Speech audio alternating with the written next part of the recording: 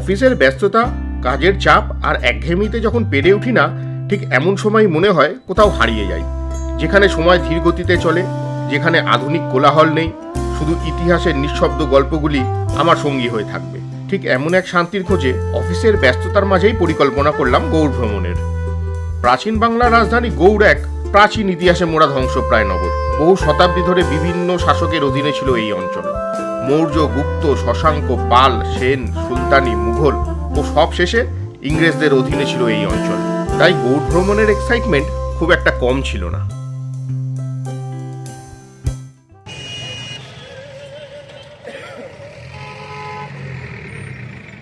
Good evening.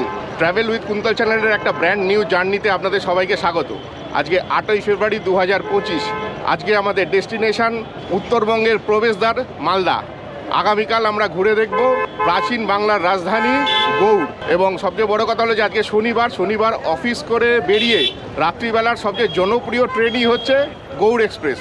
Gaur এক্সপ্রেসে করে আমরা যাব মালদা।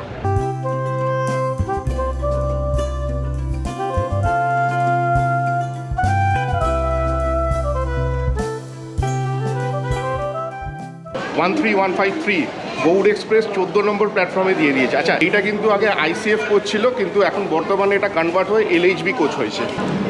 B1 আমাদের কামরা।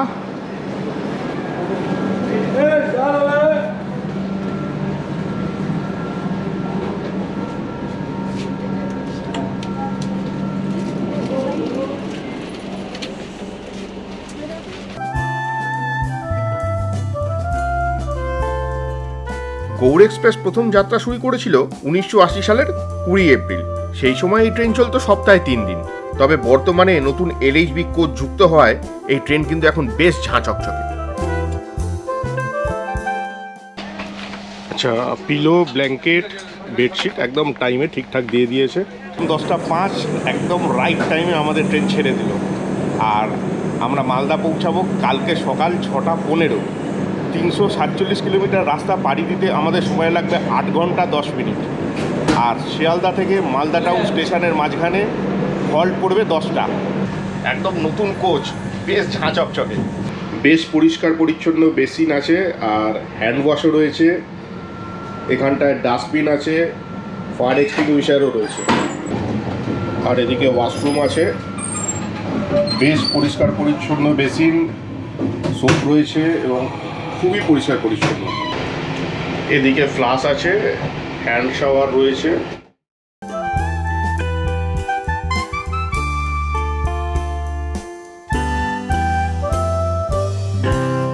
10:30 বেজে গেছে, বেশ খিদে পেয়েছে। এবং আজকে যা মেনু আছে সেই মেনুর জন্য খিদেটা মনে হচ্ছে আরেকটু বেশি পেয়েছে। তো একটু মেনুটা দেখা যাক। এই যে চিকেন কষা আছে, তার সাথে রুটি আর স্যালাড, আর থালা একদম রেডি করে রেখে দিয়েছি। আর তস হয়েছে না, এবারে খাওয়া দাওয়াটা স্টার্ট করা যাক। জম্পেশ একটা ডিনারের পরে ঘুমানোর পালা। দেখা হচ্ছে আগামীকাল সকালবেলায়।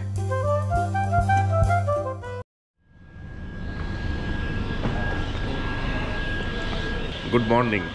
সকাল 6:06 চলে এসেছি মালদা টাউন স্টেশনে। আর নির্ধারিত সময়ের 10 মিনিট প্রায় আগেই ট্রেন আমাদের ঢুকিয়ে দিয়েছে। আর এখানে টেম্পারেচার কিন্তু 13 ডিগ্রি দেখাচ্ছে, বেশ ঠান্ডা আছে। চলে এসেছি মালদা স্টেশনের বাইরে। অমৃত ভারত প্রকল্পের জন্য কিন্তু মালদা স্টেশন সেজে উঠেছে। আর এখানে এসে কিন্তু বেশ ঠান্ডা, একটু চা খেয়ে নেওয়া যাক। কলকাতাতে ঠান্ডার আমেজ কমে গেলেও এখানে তো বেশ ঠান্ডা, তাই সকাল সকাল উঠে একটু চা হবে না, হতে পারে না। একটু চায় চুমুক দেওয়া যাক। দারুণ। একটা ইনফরমেশান দিয়ে রাখি, এখানে যে দ্রষ্টব্য স্থানগুলো আছে সেগুলো কিন্তু খুলতে 8:30 9টা। তো আমরা যেহেতু সকাল সকাল এসে গেছি, আমরা এখানে স্টেশনের বাইরেই হোটেল সানশাইন আছে, ওখানে রুম নিয়ে নিলাম। তো কিছুক্ষণ রেস্ট নেবো, ফ্রেশ হয়ে তারপরে আমরা ঘুরতে বেরোবো। আর এখানে ট্রিপল বেড রুম আমাদের নিল 1,500 টাকা। তো আমরা এখানে লাগেজ রাখবো, লাগেজ রেখে সারাদিন ঘুরে বেরিয়ে আবার সন্ধ্যেবেলা এসে লাগেজ নিয়ে চলে যাবো স্টেশন। আর এটা স্টেশনের একদম সামনেই। তো একটু রুম ট্যুরটা করে নেওয়া যাক। বেশ সুন্দর রুম, একদম পরিষ্কার পরিচ্ছন্ন বিছানা, এসি আছে, আর বসার জন্য সুন্দর একটা সোফা রয়েছে, ড্রেসিং টেবিল আছে, তার সাথে একটা আলমারি রয়েছে, টিভিও আছে। যদিও টিভিটা আমাদের কোনো প্রয়োজন হয় না কোথাও। আর তার সাথে আছে ওয়াশরুম, বেশ পরিষ্কার পরিচ্ছন্ন।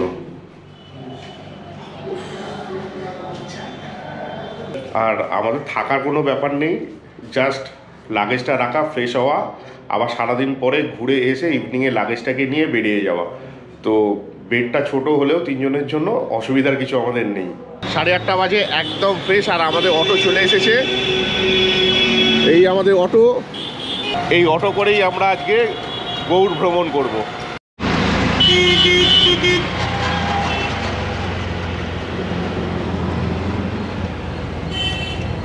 এই মুহূর্তে আমরা আছি মালদা আমবাজার অঞ্চলে। তো এখানেই একটি দোকানে ব্রেকফাস্ট করে নেবো, কারণ সারাদিন ঘুরতে হবে। তো তার আগে একটু ব্রেকফাস্টটা করে নিয়ে ঘোরা স্টার্ট করবো আমরা।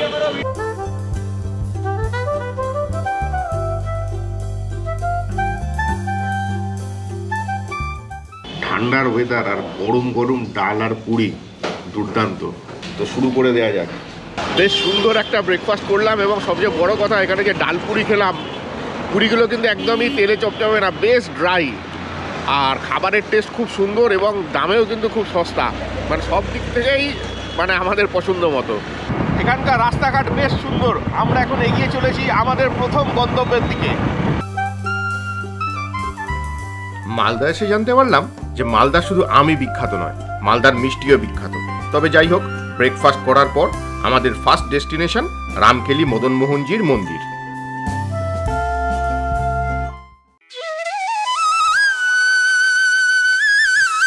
আমরা এখন চলে এসেছি রামকেলি মন্দির। এখানে কৃষ্ণ ঠাকুর মদন মোহন রূপে পূজিত হন।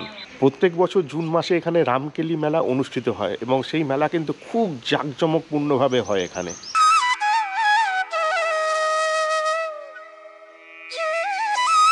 রামকেলি মদন মোহনজির মন্দির হল পশ্চিমবঙ্গের মালদা জেলার রামকেলি গ্রামের একটি বৈষ্ণব মন্দির। এই মন্দিরটি মালদা জেলার ধ্বংসপ্রাপ্ত শহর গৌড়ে অবস্থিত। মহাবৈষ্ণব হিসেবে পরিচিত রূপ গোস্বামী ও সনাতন গোস্বামী দ্বারা নির্মিত এই মন্দিরটি গ্রামের উত্তর অংশে দাঁড়িয়ে আছে। বর্তমান মন্দির ভবনটি দালান ও রত্ন স্থাপত্য সংমিশ্রণের সবচেয়ে বড় উদাহরণ।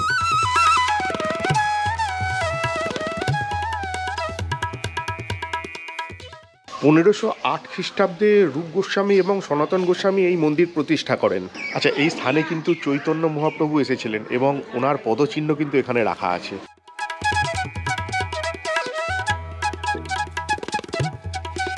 শোনা যায় সংক্রান্তিতে বৃন্দাবন যাত্রার সময় রূপ গোস্বামী ও সনাতন গোস্বামীর সঙ্গে এইখানেই সাক্ষাৎ করেছিলেন মহাপ্রভু চৈতন্যদেব।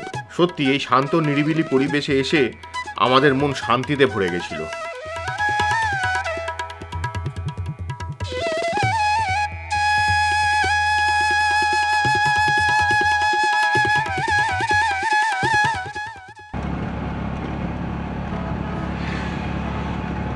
রামকেলি মদন মোহনজি মন্দির ঘুরে আমাদের পরবর্তী গন্তব্য বড়সোনা মসজিদ বা বারোদুয়ারি। আমরা এখন চলে এসেছি গৌড়ের বারোদুয়ারি মসজিদ বা বড়সোনা মসজিদ একে বলা হয়, এবং গৌড়ের যে বড় বড় স্থাপত্যগুলো আছে তার মধ্যে কিন্তু এটি একটি। মসজিদে ঢোকার মুখেই কিন্তু এখানে ডিটেলসটা দেওয়া আছে, এটাকে পজ করে আপনারা দেখে নিতে পারেন।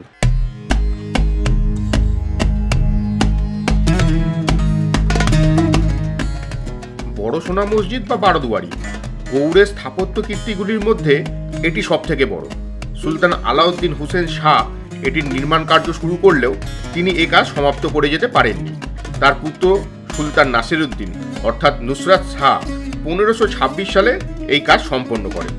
আর এর উচ্চতা 20 ফুট, দৈর্ঘ্য 168 ফুট ও প্রস্থ 76 ফুট। এই মসজিদের নাম বারোদুয়ারি হলেও এর কিন্তু দরজা আছে 11টি। আবিদ আলী বর্ণনা করে বলেছেন, বারোদুয়ারি শব্দের অর্থ সাধারণভাবে বড় হল রুম। সেই থেকেই খুব সম্ভবত এর নাম হয়েছে বারোদুয়ারি।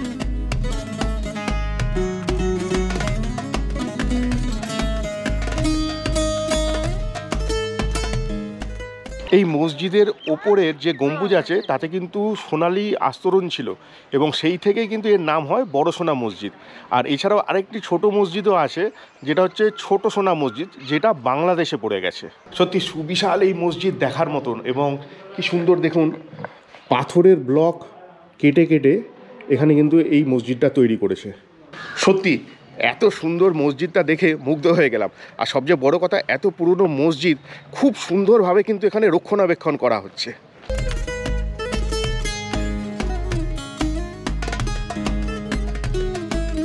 গৌড়ের একটি দ্রষ্টব্য স্থান থেকে আরেকটি দ্রষ্টব্য স্থানের দূরত্ব খুব একটা বেশি নয়।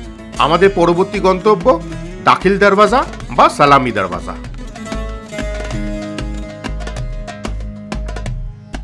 আমরা এখন চলে এসেছি দাখিল দরওয়াজা বা এটাকে সালামি দরওয়াজা বলা হয়।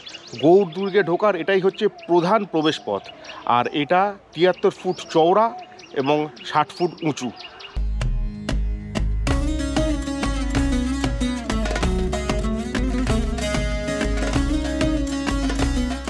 দাখিল দরওয়াজা হলো উত্তর দিক থেকে গৌড় দুর্গে প্রবেশের প্রধান দরজা। ছোট ছোট ইট আর পাথর দিয়ে তৈরি হয়েছিল এই দরজা।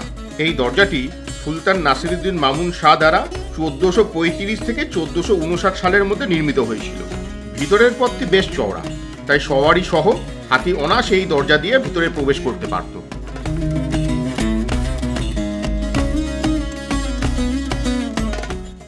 আচ্ছা, এই দাখিল দরওয়াজাকে কিন্তু সালামি দরওয়াজাও বলা হয়। তার কারণ হচ্ছে একটা সময় এই দরজার দুপাশ দিয়ে তোপের ধ্বনি দিয়ে সুলতানদের সম্মান জানানো হতো। তো সেই কারণেই কিন্তু সালামি দরওয়াজা এই দরজাকে বলা হয়। সত্যি সালামি দরওয়াজার সৌন্দর্য দেখে আমাদের চোখ জুড়িয়ে গেছে। পরবর্তী গন্তব্য ফিরোজ মিনার। দাখিল দরওয়াজা ঘুরে আমরা এবারে চলে এসেছি একদম ফিরোজ মিনারের সামনে। আর এই হলো এখানকার বিখ্যাত ফিরোজ মিনার। এই ফিরোজ মিনার কিন্তু দেখুন 5টা ফ্লোর আছে। তার মধ্যে প্রথম 3টে ফ্লোর কিন্তু বহুভুজ আর ওপরের 2টো ফ্লোর কিন্তু বৃত্তাকার। আচ্ছা, এই মিনারের উচ্চতা হচ্ছে 84 ফুট আর এর ডায়ামিটার হচ্ছে 62 ফুটের। আর এর ভেতরে যে সিঁড়ি আছে, সিঁড়ির সংখ্যা হচ্ছে 73টা।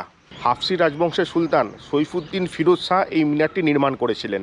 এই মিনারটি দিল্লির কুতুব মিনারের সাথে সাদৃশ্যপূর্ণ। কথিত আছে মিনারটি পীর আশা মন্দির এবং চিরাগদানি নামে পরিচিত। মিনারটি ফিরোজ শাহের যুদ্ধক্ষেত্রের বিজয়ের কথাও স্মরণ করিয়ে দেয়। কথিত আছে মিনারের উচ্চতা সম্পর্কে সন্তুষ্ট না হওয়ায় ফিরোজ শাহ শীর্ষস্থল থেকে প্রধান স্থপতিকে ফেলে দিয়েছিলেন, কেননা তিনি চেয়েছিলেন যে মিনারটি আরও দীর্ঘতর হোক। গৌড়ের এই আর্কিটেকচারগুলো একদম অবাক করা, চোখ ধাঁধানো। এই অঞ্চলে এলে অবশ্যই কিন্তু এইগুলো দেখতে মিস করবেন না।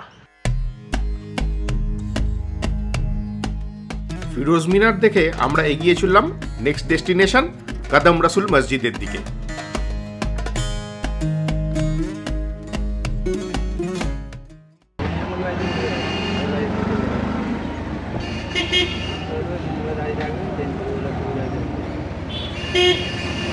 আমরা এখন এসে গেছি কাদম রসুল মসজিদে।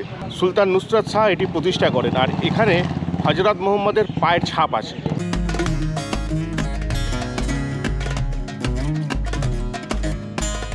এখানে রয়েছে হজরত মোহাম্মদের পদচিহ্ন, যেটা সুদূর আরব থেকে পীর শাহ জালাল ইয়েমেনি এনেছিলেন পান্ডুয়ার বড় দরগায়। সেখান থেকে সুলতান আলাউদ্দিন হোসেন শাহ এটিকে নিয়ে আসেন গৌড় দুর্গে। তার পুত্র সুলতান নাসরাত শাহ একটি কোষ্ঠী পাথরের বেদির ওপর পদচিহ্নটি স্থাপন করে তার ওপর কাদম রসুল সৌধ নির্মাণ করেন।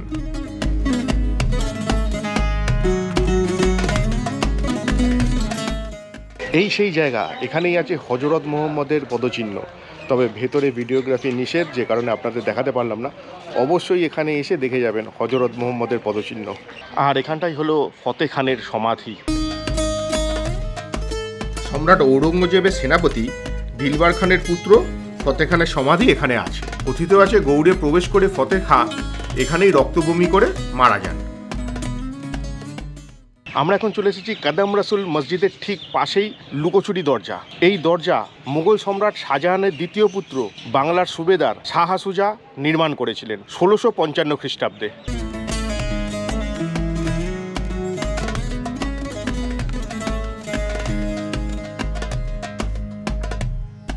এটি একটি বড় 3তলা গেট এবং গৌড় দুর্গের রাজকীয় প্রবেশদ্বার বলে মনে করা হয়। আর এই গেটের দুই পাশেই আছে প্রহরী কক্ষ এবং তার ওপরে আছে ঢোল পেটানোর জায়গা। গেটটি 65 ফুট লম্বা এবং 42.3 ফুট চওড়া।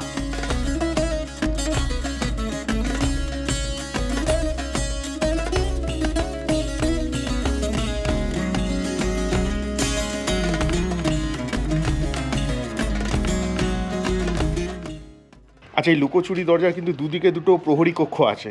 আর দেখুন কি সুন্দর কারুকার্য, দেখার মতো এত সুন্দর ইটের কাজ। এখানে ছোট ছোট ব্রিকের এই কাজগুলো এখনও দাঁড়িয়ে আছে, বহু পুরনো ওইগুলো। লুকোচুরি দরজা দেখার পরে এবারে আমরা দেখে নেব চিকা মসজিদ আর গুমতি দরওয়াজা। এই মসজিদ আনুমানিক 1450 খ্রিস্টাব্দে তৈরি, এবং যেটা শোনা যায় সম্রাট হোসেন শাহ এইটাকে কারাগার হিসেবে ব্যবহার করতেন। এক গম্বুজ বিশিষ্ট এই স্থাপত্যটি 1450 খ্রিস্টাব্দে অর্থাৎ 857 বঙ্গাব্দে তৈরি হয়েছিল। পূর্বে এটি সম্ভবত সমাধিস্থল ছিল, তবে কথিত আছে যে সম্রাট হোসেন শাহ এটিকে কারাগার হিসেবে ব্যবহৃত করতেন। পরবর্তীকালে এখানে চামচিকার উপদ্রব শুরু হয়, সেই থেকেই নাম হয় চিকা মসজিদ।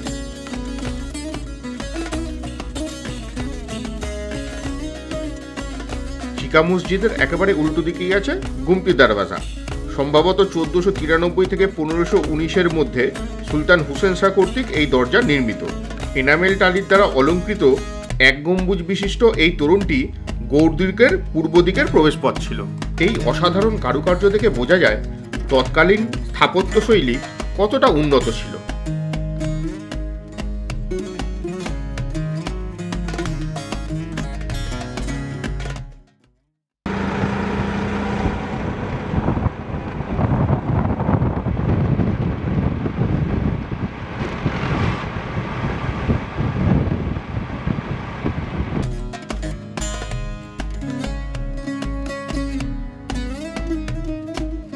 চিকা মসজিদ এবং গুমতি দরওয়াজা দেখে আমরা চলে এলাম গৌড়ের বিখ্যাত 22 গজি দেওয়াল দেখতে।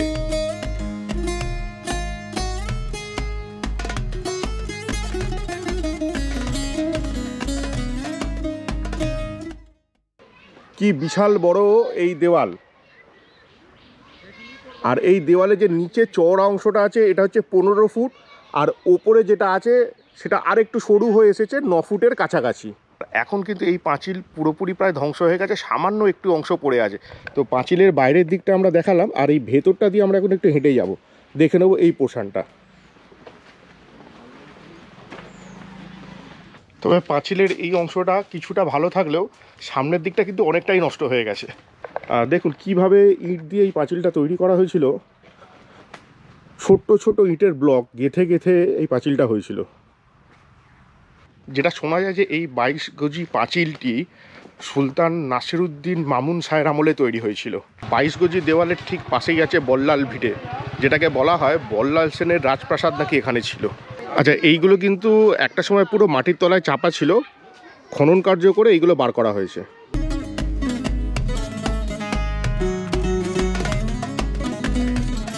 সেন বংশের রাজা বল্লাল সেনের প্রাসাদ, যা বল্লাল বাটি নামে পরিচিত। শোনা যায় পুরাতত্ত্ববিদ বিমল বন্দ্যোপাধ্যায় একটি মাটির ডিপি খুঁড়ে বার করেন এই বল্লাল বাটি। যদিও এটা বল্লাল সেনের কিনা তা নিয়ে অনেক প্রশ্ন আছে, তবে ইতিহাস অনুযায়ী ধরে নেওয়া হয়েছে যে এটি আসলে বল্লাল সেনই বানিয়েছিলেন, আর সুলতান বারবাক শাহ এটার সংস্কার করেন।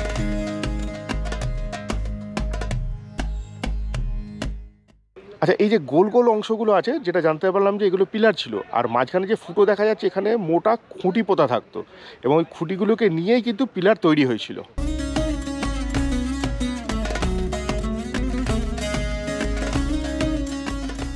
বল্লাল ঢিপি দেখে আমরা রওনা দিলাম বিখ্যাত তাঁতিপাড়া মসজিদের দিকে।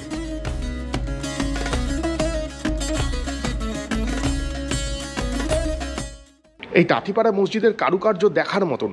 সম্ভবত 1480 খ্রিস্টাব্দে মিরশাদ খান এই মসজিদ নির্মাণ করেছিলেন। তাঁতিপাড়া মসজিদের প্রত্যেকটি কোণে আছে 8 কোণী থাম। ব্রিটিশ মিউজিয়ামে রাখা লিপি অনুযায়ী 885 হিজরি অর্থাৎ 1480 খ্রিস্টাব্দে নির্মাণ হয়েছিল এই মসজিদে। একসময় এই মসজিদ ছিল অত্যন্ত সুন্দর, কিন্তু 1885 সালের ভূমিকম্পে মসজিদটি যথেষ্ট ক্ষতিগ্রস্ত হয়। বর্তমানে এর ছাদ ও গম্বুজ সবই প্রায় ধ্বংস হয়ে গেছে। মসজিদের সামনে আছে মসজিদের নির্মাতা উমর কাজী এবং জুলকরনের সমাধি, সেই কারণে এই মসজিদকে উমর কাজীর মসজিদও বলা হয়।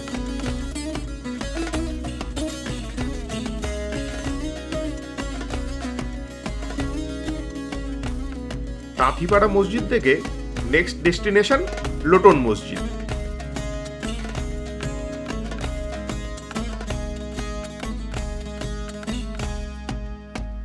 এই লোটন মসজিদ সুলতান ইউসুফ শাহের রাজত্বকালে 880 হিজরি অর্থাৎ 1475 খ্রিস্টাব্দে নির্মিত হয়। শোনা যায় রাজনর্তকী লোটনবাই, যার অপর নাম মীরাবাই, এই মসজিদটি নির্মাণ করেন।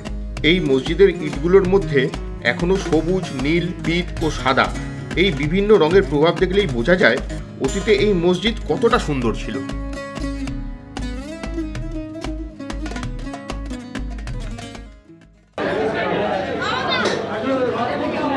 বেশ খিদে পেয়েছে, 2:45 বাজে। তো এসে গেছে মাটন বিরিয়ানি, একটু মালদার মৌসুমি হোটেল ফেমাস। তো এখানকার একটু মাটন বিরিয়ানিটা কেমন খাওয়া যাক।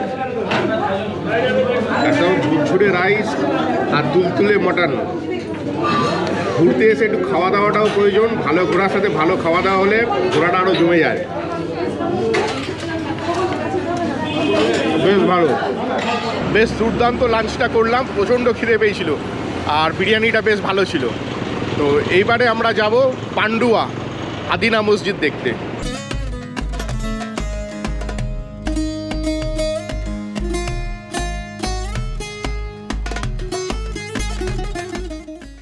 এখন আমরা চলে এসেছি এখানকার সবচেয়ে ফেমাস পান্ডুয়া আদিনা মসজিদ। ভেতরে কিন্তু স্ট্রিক্টলি ফটোগ্রাফি, ভিডিওগ্রাফি নিষেধ, তাই বাইরে থেকে কিছুটা ক্লিপ তুলে ইতিহাসটা আপনাদের জানাবো।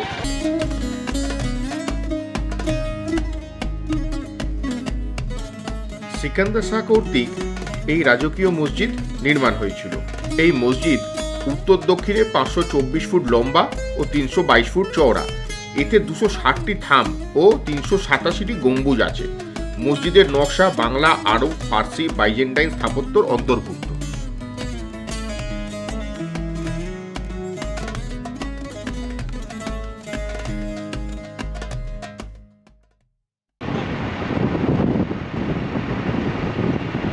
বিকেল 5:30 বাজে চলে এসেছি আমাদের হোটেলে।